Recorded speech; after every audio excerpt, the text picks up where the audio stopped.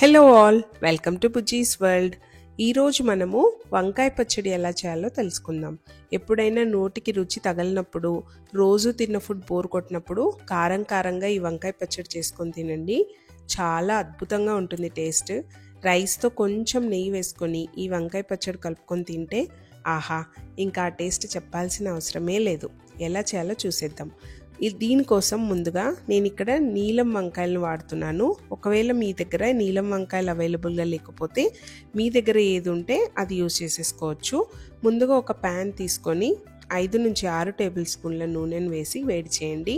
దాని తర్వాత 2 medium size ఆనియన్స్ను ఇలా పెద్ద పెద్ద ముక్కలుగా కట్ చేసుకొని వేసుకుంటున్నాను. దాని తర్వాత ఎర్రగా పండిన దేశీవాళీ టొమాటోలు 2 మీడియం సైజు, వాటిని కూడా కట్ చేసుకొని ఈ ఆనియన్స్తో పాటు వేసి కలుపుకుంటున్నాను. ఆయిల్ ఒకసారి ఆనియన్స్కి టొమాటోస్కి బాగా పట్టేలాగా కలుపుకోండి. ఒక 1 మినిట్ అలా ఫ్రై చేసిన తర్వాత మీకు కారంకి సరిపడినట్టు పచ్చిమిరపకాయలు వేసుకోండి. నేనైతే ఇక్కడ 10 నుంచి 12 పచ్చిమిరపకాయలు ఇలా ముక్కలుగా కట్ చేసుకొని వేసుకుంటున్నాను. మీ స్పైసీనెస్కి తగినట్టు మీరు వేసుకోండి. అలాగే ఒక వంకాయను, బాగా కండపట్టిన వంకాయను ఇలా ముక్కలుగా కట్ చేసుకొని వేసుకుంటున్నాను. కొద్దిగా చింతపండు కూడా వేసుకుంటున్నాను. దీంతో పాటు ఒక 10 వెల్లుల్లి రెబ్బల్ని కూడా నేను ఇక్కడ యాడ్ చేసుకుంటున్నాను. వంకాయలు నీలం కలర్లో ఉండేవైనా వాడుకోవచ్చు, లేకపోతే లైట్ గ్రీన్ కలర్లో ఉండేవైనా వాడుకోవచ్చు. పొడుగు వంకాయలు కూడా వాడుకోవచ్చు, ఏం ప్రాబ్లం లేదు.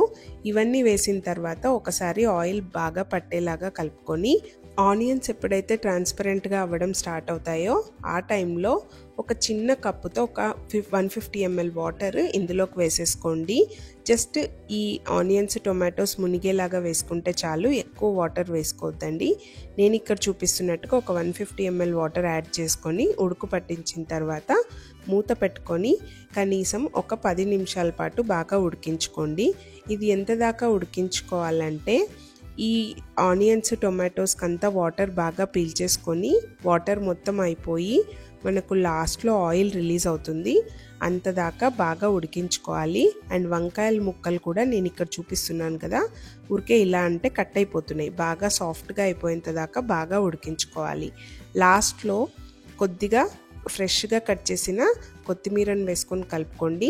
దీనివల్ల ఈ వంకాయ పచ్చడికి చాలా అద్భుతమైన ఫ్లేవర్ వస్తుంది. నేను ఇక్కడ చూపిస్తున్నట్టుగా ఈ ఆనియన్స్ టొమాటోస్ వంకాయలు బాగా ఉడికిపోయి సాఫ్ట్గా అయిపోయాయి. ఇలాంటి టైంలో మీరు స్టవ్ ఆఫ్ చేసేసుకొని దీన్ని పూర్తిగా చల్లారనివ్వండి. నేను ఇక్కడ ఈ మిశ్రమాన్ని అంతా పూర్తిగా చల్లార్చుకున్నాను. ఆ తర్వాత మనం ఒక మిక్సీ జార్ తీసుకొని ఈ మిశ్రమాన్ని అంతా మిక్సీ జార్లోకి వేసేసుకోవాలి. పూర్తిగా చల్లారిన తర్వాత మాత్రమే గ్రైండ్ చేసుకోండి. అలాగే గ్రైండ్ చేసేసుకుంటే చిట్లిపోతుంది. సో నేను ఇక్కడ పూర్తిగా చల్లార్చిన తర్వాత రుచికి సరిపడినంత ఉప్పు ఈ మిక్సీ జార్లోకి వేసుకొని బరకగా గ్రైండ్ చేసుకోవాలి. మరీ మెత్తగా గ్రైండ్ చేసుకుంటే టేస్ట్ బాగుండదు. నేను ఇక్కడ చూపిస్తున్నట్టుగా ఈ కన్సిస్టెన్సీలో మీరు బరకగా గ్రైండ్ చేసేసుకోండి. అంతే, ఎంతో సింపుల్గా తయారైపోయే ఈ వంకాయ పచ్చడి రుచి చాలా అద్భుతంగా ఉంటుంది. అలాగే నెయ్యి వేసుకొని అన్నంలోకి తింటే రుచి అమోఘంగా ఉంటుంది. ఇడ్లీ దోశలో కూడా చాలా మంచి కాంబినేషన్. మీరు కూడా ట్రై చేసి చెప్పండి ఎలా కుదిరిందో.